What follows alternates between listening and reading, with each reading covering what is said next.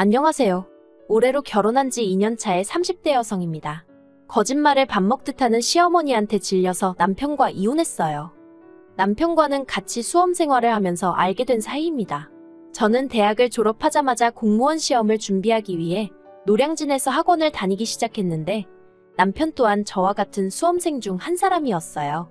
하지만 그때는 남편도 저도 목표한 바가 있었으니 어떻게 보면 공과 사를 확실히 구분하고 지냈습니다. 그냥 얼굴이 눈에 익으니 인사 정도만 주고받는 사이였죠. 하지만 제가 시험에 합격하고 남편이 제 연락처는 어떻게 알았는지 저한테 합격 축하한다며 문자를 보냈더라고요. 그리고 그 문자를 계기로 본격적으로 연애까지 하게 되었죠. 그런데 지금 생각해도 후회스러운 게 남편과 사귄 지 8개월 만에 제가 임신을 했어요. 결혼을 약속한 사이도 아니었고 그래서 매번 조심한다고 했는데 아무튼 저나 남편이나 본격적으로 사회생활을 시작한 지도 얼마 안 된 시점이었기에 임신 사실을 알았을 땐 마냥 기뻐수만은 없었네요. 하지만 남편은 마치 임신을 미리 예상이라도 했던 사람처럼 임신 사실을 듣자마자 시댁에 인사를 드리러 가는 일부터 모든 걸 일사천리로 진행시키더라고요. 그리고 그때는 제가 심적으로 놀라고 지쳤던 탓에 그냥 대부분의 일들을 남편이 하자는 대로 따라갔던 것 같아요. 애시당초 이미 생긴 아이를 지운다는 건 아예 생각하지도 않았거든요. 그런데 번갯불에 콩 거먹듯 결혼 준비가 다 끝나갈 무렵에서야 시부모님이 오랫동안 이혼한 사이셨다는 걸 알게 되었습니다.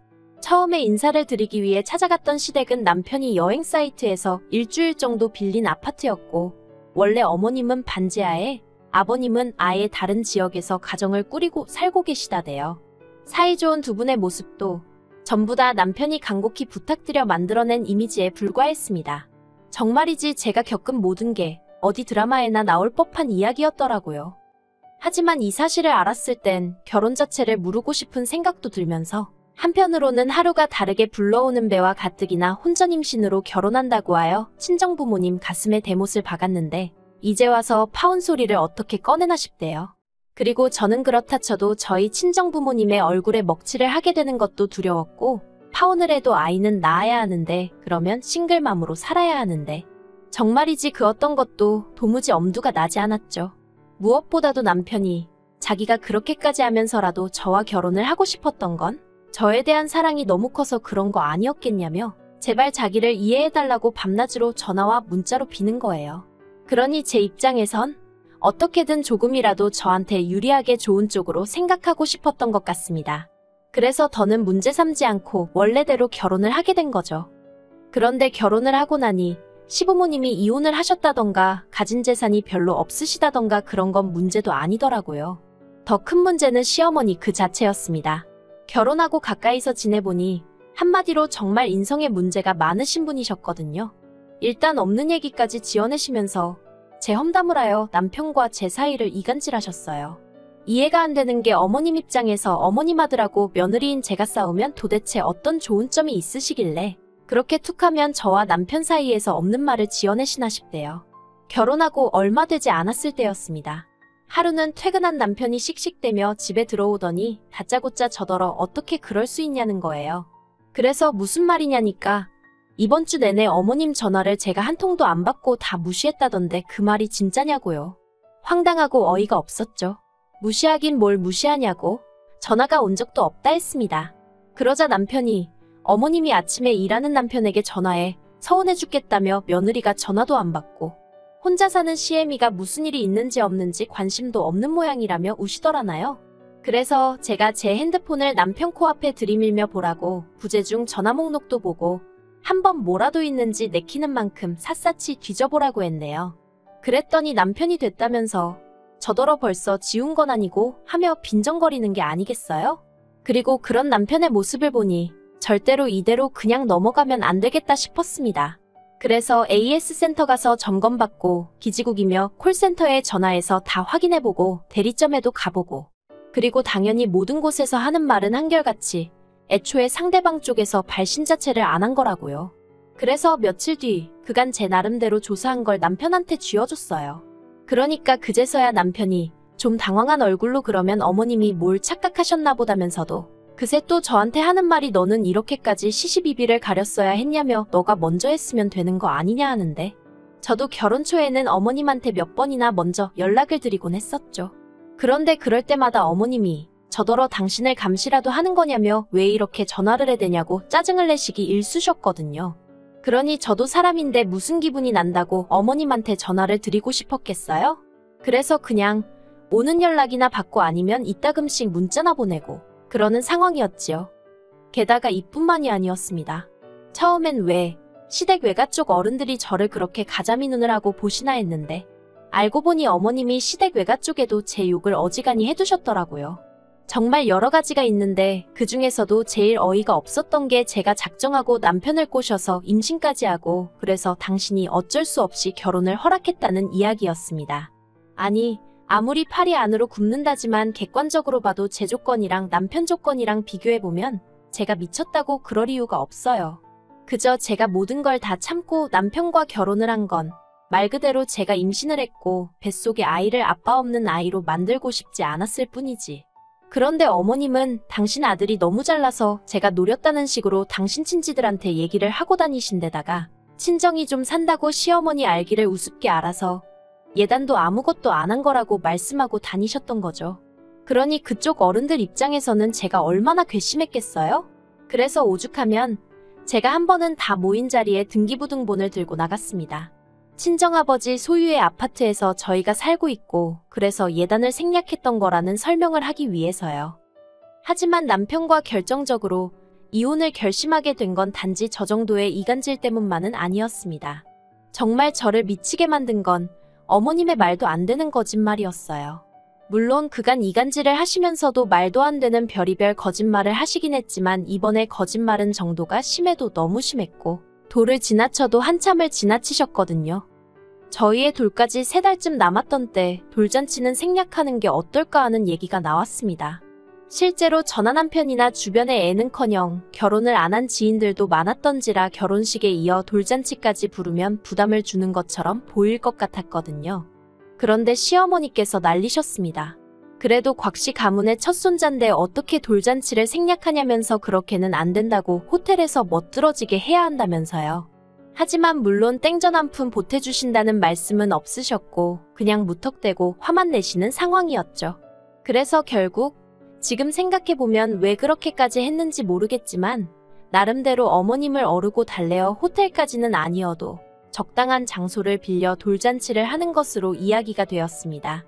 그런데 돌잔치 당일 사람들 모두 화기애애하고 좋은 이야기만 오가는 와중에 머리끝부터 발끝까지 무슨 바비 인형 마냥 분홍색으로 칠갑을 하고 오셔가지고는 사회자가 친할머니가 아이한테 덕담 한마디 해주세요 하고 마이크를 건넸을 때였습니다. 어머님이 대뜸 여기 오신 분들 모두 감사합니다 하시더니 실은 당신이 위암 사기다. 언제 죽을지 모른다. 아들도 며느리도 평소에 연락을 잘 안 해서 내가 아픈 걸 몰랐을 거다. 서럽고 서운하다. 뭐 그런 말씀을 하고 계시는 거예요. 순식간에 분위기는 찬물이라도 끼얹은 듯 쥐죽은 듯 가라앉았고 사람들이 웅성거리기 시작했습니다. 그리고 어머님 형제분들은 저랑 남편더러 얼마나 연락을 안 하고 살면 지 엄마가 죽어가는데도 모르냐면서 욕을 하기까지 했습니다. 저희 친정부모님도 당황하셔서는 진짜냐? 이게 어떻게 된 거냐? 너네 정말 몰랐냐? 하시고 순식간에 저희 정말 천하의 나쁜 놈들 부모도 몰라보는 페류나가 돼버렸어요. 그래서 돌잔치고 뭐고 제대로 마무리도 못 짓고 손님들 돌려보내고 하지만 아무튼 그때는 억울하고 당황스럽고 그런 것보다는 당장 어머님이 위암 사기라니 이를 어쩌나 하는 생각뿐이었죠. 그리고 바로 이튿날 제가 어머님더러 큰 병원에 가보자고 했어요.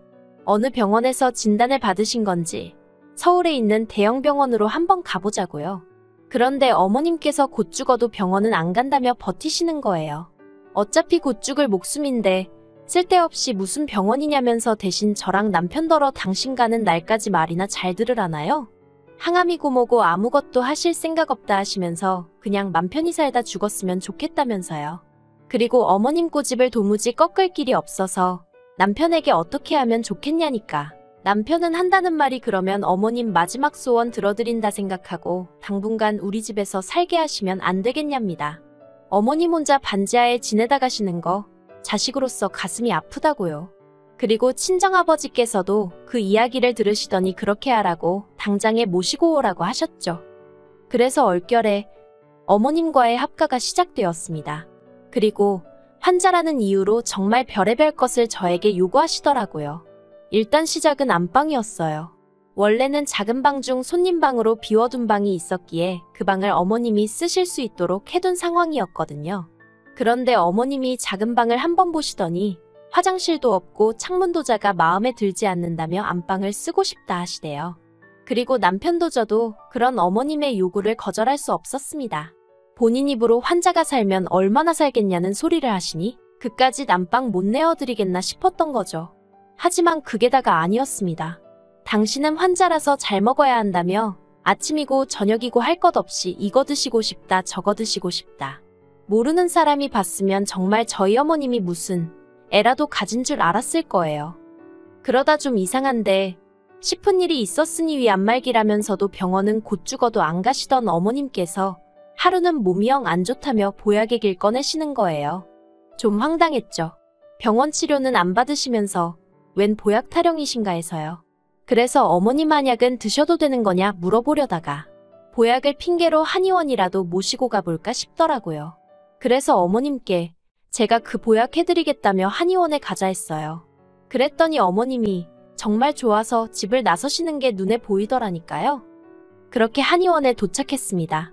집 근처 한의원이 아닌 친정어머니와 절친한 친구분께서 하시는 한의원으로 저도 어려서부터 다니던 곳이었어요. 그리고 친정어머니 친구분이 어머님의 맥을 짚으셨는데 좀 갸웃하시는 눈치셨죠. 그래서 잠시 어머님이 자리를 비우신 사이에 사실은 하며 제가 어머님이 위암사기라는 말을 꺼냈습니다. 그랬더니 친구분도 하시는 말씀이 그렇지 않아도 네 엄마한테 들었다며 그런데 맥이 너무 좋다는 거예요. 보통 위암사기 정도 되면 맥이 약하고 불규칙한데 저희 어머님은 젊은 사람 마냥 좋다며 정말 위암이 맞냐고 저한테 되물으시더라니까요. 그리고 그때 저는 뭔가 등골이 싸늘한 게 확실히 짚고 넘어가야겠다 싶더라고요. 그래서 일단 어머님을 모시고 다시 집으로 향했습니다. 집에 도착하여 남편이 오기만을 기다렸어요. 그리고 얼마 안 있다 남편이 퇴근을 했는데 그날도 손에 뭔가 들려있더라고요. 그래서 그건 또 뭐냐니까 어머님이 치킨 드시고 싶다고 하셔서 사왔답니다. 어휴. 그래서 제가 어머님께 대놓고 암 환자가 치킨 같은 건 먹어도 되는 거냐 물었어요. 그랬더니 좀 전까지 멀쩡하던 양반이 또 다 죽어가는 표정의 목소리를 하시고는 어차피 때 되면 죽을 거 치킨 먹는다고 얼마나 일찍 죽기야 하겠냐 하시는데 정말 어이가 없대요. 저는 그런 어머님께 어머님 드시지 마시라 했어요. 그리고는 사실 충격받으실까봐 말을 안 했는데 아까 저희 친정어머니 친구분이 말씀하시길 어머님 맥이 너무 안 좋다고 하더라고. 당장 주무시다 어떻게 되셔도 이상하지 않을 정도라고 당장 큰 병원에 가서 검사를 받아보는 게 좋겠다 했다고 없는 말을 지어냈습니다. 어머님 반응 좀 보려고요. 그리고 설마 했는데 어머님의 반응이 가관도 아니었습니다. 정말 기절할 듯 놀라시며 당장 응급실로 가자시는 거예요. 그 소리를 듣고 어떻게 가만히 있느냐고요. 그리고 바로 응급실로 향했는데 어머님이 간호사를 붙들고 하시는 말씀이 생각해보니 요 며칠 가슴도 갑갑한 것 같고 머리도 아프고 그랬다며 빨리 검사 좀 해달라 하시는 거예요. 그리고 저는 그런 어머님 옆에서 간호사에게 저희 어머님이 위암사기라는 말을 빼놓지 않았죠. 그러자 간호사가 뭔가 이상하다는 듯 머리를 갸웃하더니 일단 알겠다 하대요.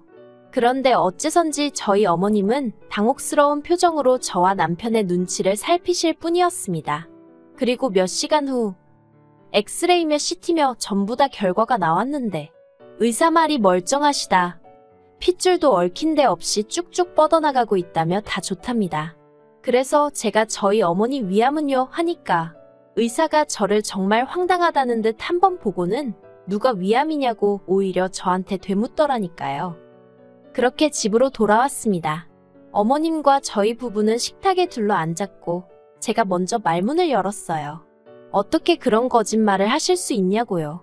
그랬더니 어머님이 거짓말 아니랍니다. 의사가 돌팔이래요. 전 병원에서 오진을 한 거거나 아님 지금 의사가 돌팔이거나 아무튼 당신은 거짓말은 안 했다나요? 에휴, 차라리 속여서 미안하다 했으면 노인네의 주책이다 생각하고 저도 어떻게든 참아보려고 했을 수도 있는데 말이죠.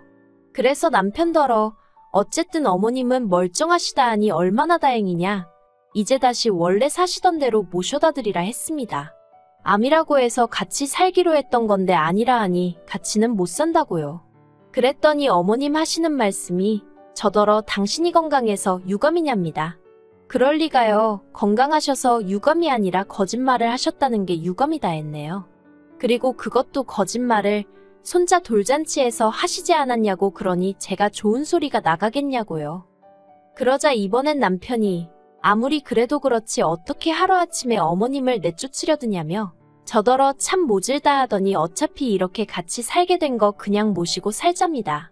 자기가 보기엔 어머님이 저희 집 오신 이후로 안색도 많이 빨가지고 좋아지셨다면서 이참에 우리네 식구 건강하게 오래오래 살자는 말 같지도 않은 소리를 하면서 말해요. 그래서 제가 남편더러 당신은 어머님 얼굴 밝아진 것만 보이고 와이프인 나 시달려서 반쪽된 건 안 보이냐 했어요. 그리고는 다 필요 없으니 당장 어머님 댁으로 모셔다 드리던가 아니면 당신이 따로 나가서 모시고 살라 했습니다. 그러자 어머님이 건강해서 미안하다며 늙었으니 죽어야지. 안 아파서 미안하다. 말도 안 되는 억지를 쓰시는데 저도 그간 당한 바가 있다 보니 어머님이 하시는 모든 게 꼴보기가 싫더라고요. 그래서 제가 어머님 떨어 그러게 정말 왜 그렇게 추하게 늙으시는 거냐고 한마디 해버렸어요. 어휴. 뒷일은 뭐 고성이 오가고 경찰 오고 난리도 아니었습니다. 그리고 결국 남편이 저에게 이혼을 통보해왔어요. 시어머니 알기를 우습게 아는 저 같은 여자랑 더는 못 살겠다는 황당한 핑계를 대면서 말이죠. 그래서 저도 진작에 당신을 사기 결혼으로 고소하지 않은 게 유감이라며 이혼하자 했습니다. 그래도 남편이 마지막 양심인지 법적으로 싸워봤자 가능성이 없다는 걸 아는 건지 몇 푼 안 되는 재산 가지고 왈가왈부하려 들지는 않더라고요. 다행이었죠. 그래서 합의 이혼하고 아이는 제가 키우기로 했습니다. 양육비는 달에 80씩 받기로 했는데 글쎄요, 무슨 재주로 주려나? 벌써부터 기대도 되고 걱정도 되네요. 그래도 어느 쪽이건 간에 거짓말쟁이 할머니나 똥된장 구분 못하는 아빠랑 사는 것보단 행복하겠죠.